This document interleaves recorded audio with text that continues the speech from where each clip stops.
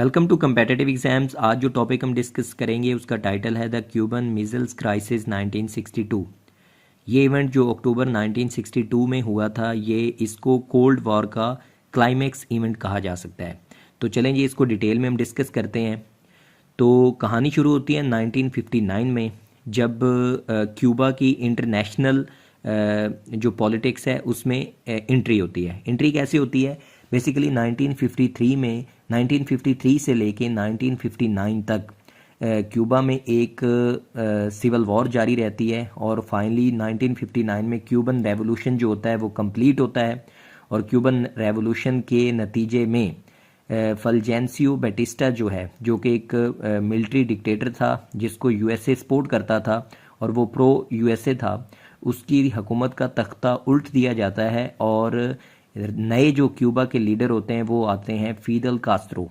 अब ये जो फिदल कास्त्रो थे ये बेसिकली प्रो यूएसएसआर थे। ये खुद एक मार्क्सिस्ट थे और ये खुद एक मार्क्सिस्ट थे और इसलिए ये प्रो यूएसएसआर थे। और जाहिर बात है, जब मार्क्सिस्ट होगा तो वो अपनी कंट्री को सोशलिस्ट ही बनाएगा। तो इसने क्यूबा को सोशलिस्ट कंट्री डिक्लेयर कर दिया था और साथ में जो सोशलिस्ट रिफॉर्म्स या सोशलिस्ट जो पॉलिसीज़ होती हैं उनको भी इम्प्लीमेंट करना शुरू कर दिया था। तो इसने सबसे पहले नेशनलाइजेशन जो की, और नेशनलाइजेशन में जो अमेरिकन ओन्ड स्टेट्स थी या फैक्ट्रीज थी या अमेरिकन ओन्ड जो बिजनेसेस थे उन सबको इसने नेशनलाइज कर दिया।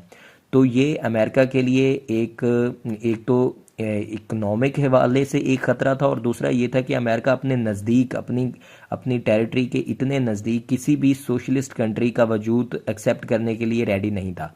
तो इसलिए यहाँ पे उनके स्टेक्स काफ़ी हाई थे और उधर से यूएसएसआर को काफ़ी एक प्लस पॉइंट मिल गया कि उनको अमेरिका के बिल्कुल ही करीब एक प्रो यूएसएसआर और सोशलिस्ट कंट्री मिल गई। तो यहाँ पे एक बड़ी टफ सिचुएशन बन गई। तो जनवरी 1961 में यूएसए जो है वो अपने सारे जो डिप्लोमेटिक रिलेशंस होते हैं वो क्यूबा के साथ ख़त्म कर देता है। चूंकि क्यूबा जो है वो प्रो यूएसएसआर हो चुका था, इसलिए अमेरिका का यहाँ पे उनके साथ रिलेशंस ख़त्म करना एक बिल्कुल काबिल फ़हम बात है। तो लेकिन जैसे ही जनवरी 1961 में यूएसए अपनी टाइज ख़त्म करता है तो यूएसए के क्यूबा के जो नया दोस्त है वो है यूएसएसआर। तो यूएसएसआर करीब हो जाता है। अब यूएसएसआर की यारी बन जाती है और यूएसए जो है उसकी दुश्मनी बन जाती है। तो सीन इस तरह का हो जाता है। तो अब सीन ये है कि जो यूएसए के प्रेसिडेंट हैं जॉन एफ कैनेडी, वो क्यूबा को और क्यूबा के जो इंटरेस्ट होते हैं उनके पीछे एक पूरी अपनी कैंपेन चला देते हैं। जैसे कि बहुत से इवेंट्स में एक इम्पॉर्टेंट इवेंट ये है कि क्यूबा के कुछ मर्चेंट शिप्स थे जो कि जॉन एफ कैनेडी के कहने पे उनको डिस्ट्रॉय कर दिया गया था। तो इस तरह की और बहुत सी चीज़ें थी जो चल रही थी। एंटी क्यूबा कैंपेन जो थी जॉन एफ कैनेडी की चल रही थी। तो इसके दौरान उन्होंने एक प्लान था, बैटिस्टा जो थे, जो कि रिसेंटली जिसकी हुकूमत का तख्ता उल्टा था, उसके सपोर्टर्स ने एक प्लान बनाया क्यूबा को इन्वेड करने का। और जॉन एफ कैनेडी जो था उसने उस प्लान को अप्रूव कर दिया और अमेरिकन जो CIA एजेंसी है उसने इस प्लान को पूरी अच्छी तरह प्लान करके दिया और इसको एग्जीक्यूट करवाया। प्लान दरअसल ये था कि बैटिस्टा के कुछ सपोर्टर थे, तकरीबन उन्होंने अमेरिकन बेसेस जो थी गौतेमाला से, सेंट्रल अमेरिका में अमेरिकन जो बेसेस थी गौतेमाला में, वहाँ से उन्होंने 1400 मैन की एक फोर्स ली और वहाँ से उन्होंने क्यूबा को इन्वेड किया। बे ऑफ पिग्स पे उन्होंने लैंड किया 1400 लोगों की एक फोर्स को लेकर और अप्रैल 1961 में वो बे ऑफ पिग्स पे लैंड हुए और वहाँ पे एक प्रॉपर क्लैश हुआ। इस क्लैश का नतीजा ये हुआ कि ये जो 1400 लोग थे ये कुछ भी ना कर पाए और फिदल कास्त्रो की जो फोर्सेस थी उन्होंने बहुत ही आसानी से इनको क्रश कर दिया। तो ये आप कह सकते हैं कि एक फेल्ड प्लान था जो कि बिल्कुल भी कामयाब नहीं हो पाया। तो ये एक बड़ा इवेंट था और उसके अलावा छोटे मोटे इवेंट्स हो रहे थे। एंटी क्यूबा कैंपेन चल रही थी, क्यूबा को घेरा जा रहा था जॉन एफ कैनेडी की तरफ से, यूएसए गवर्नमेंट की तरफ से। तो इन सारी चीज़ों को लेके फिदल कास्त्रो काफ़ी ज़्यादा परेशान थे। तो उन्होंने हेल्प के लिए, मिलिट्री हेल्प के लिए फिर अपने जो मास्टर थे यानी कि यूएसएसआर, उसको मिलिट्री हेल्प के लिए रिक्वेस्ट की। यूएसएसआर के उस टाइम जो लीडर थे वो क्रुश्चेव थे।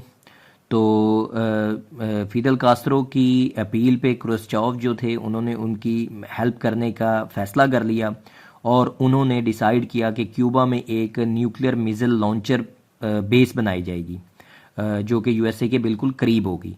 तो ये जो बेस बनाई जानी थी न्यूक्लियर मिज़ाइल लॉन्चर बेस, वो अमेरिका से सिर्फ 100 माइल्स के फासले पे थी और उसकी जो रेंज थी वो 2000 माइल्स थी। यानी कि इस रेंज में अमेरिका की जितनी भी इंपॉर्टेंट सिटीज़ थी, जैसे कि बॉस्टन हो गया या न्यूयॉर्क हो गया, वाशिंगटन हो गया, ये सारी की सारी इस रेंज में आ रही थी। तो ये अमेरिका के लिए एक बड़ी ख़तरनाक चीज़ थी कि उनके बिल्कुल बॉर्डर के करीब न्यूक्लियर मिज़ाइल लॉन्चर की बेस बना दी जाए। तो अक्टूबर 1962 में जो यूएसए के स्पाई प्लेन्स थे उन्होंने वहाँ के फ़ोटोग्राफ्स लिए और वो जो जैसे ही वो फ़ोटोग्राफ्स जो थे जिनमें ये देखा गया कि रशियंस जो हैं यूएसएसआर के जो यूएसएसआर जो है वो वहाँ पे बेसिस बना रही है, मिसाइल लॉन्चर बेसिस बना रही है क्यूबा में। तो वो फ़ोटोग्राफ्स ने एकदम से हलचल मचा दी और एक बड़ी टेंस सिचुएशन बन गई और उन फोटोग्राफ्स के बाद फौरी तौर पे जॉन एफ कैनेडी जो थे यूएसए के प्रेसिडेंट, उन्होंने एक्शन लिया और एक्शन के नतीजे पे सबसे पहले उन्होंने जो क्यूबा था उसका ब्लॉकेड कर दिया, यानी कि उसको चारों तरफ से घेर दिया। घेरा इसलिए किया कि वो जो रशियन शिप्स जो आ रहे थे मिज़ाइल्स लेकर वो पहुंच ना पाएँ। तो 25 रशियन शिप्स थे जो कि मिज़ाइल्स लेकर आ रहे थे, न्यूक्लियर मिज़ाइल्स, वो उनको क्यूबा में आने से रोक दिया गया। क्यूबा का मुकम्मल तौर पर ब्लॉकेड कर दिया गया यूएसए की तरफ से।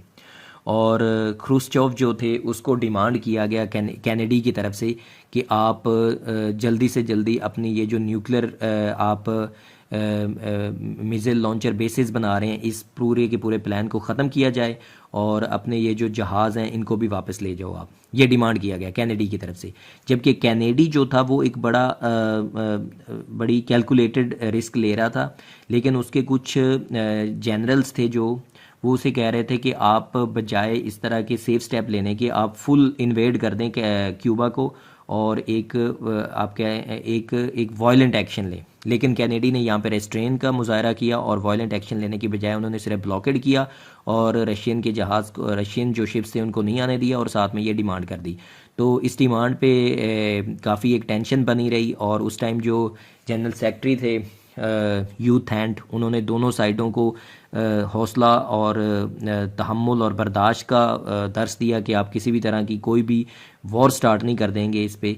तो थोड़े अरसे के बाद फिर क्रुश्चोव जो थे उन्होंने फर्स्ट स्टेप लिया और उन्होंने अपने जो 25 रशियन शिप्स या वहाँ पे जो रुके हुए थे, जो अंदर नहीं जा पा रहे थे क्यूबा में, उसको वापस बुला लिया और फिर एक इनके दरमियान एक मुआहदा हो गया जिसके तहत एक वो जो रशियन बेसिस थी वहाँ पे यूएसएसआर की जो बेसिस बन रही थी उसको ख़त्म कर दिया गया और उसके मुकाबले में या उसको रेसिप्रोकेट करने के लिए यूएसए ने अपना जो क्यूबा का इन्वेड करने का प्रोग्राम था उसको वंस फॉर ऑल कैंसिल कर दिया कि आइंदा वो कभी भी क्यूबा को इन्वेड नहीं करेगा। ये वादा किया, ये प्रॉमिस किया यूएसए ने। और साथ में उन्होंने टर्की में एक मिज़ाइल बेसिस बनाई थी जिसको जुपिटर मिज़ाइल्स लॉन्च करने के लिए बनाया गया था टर्की में।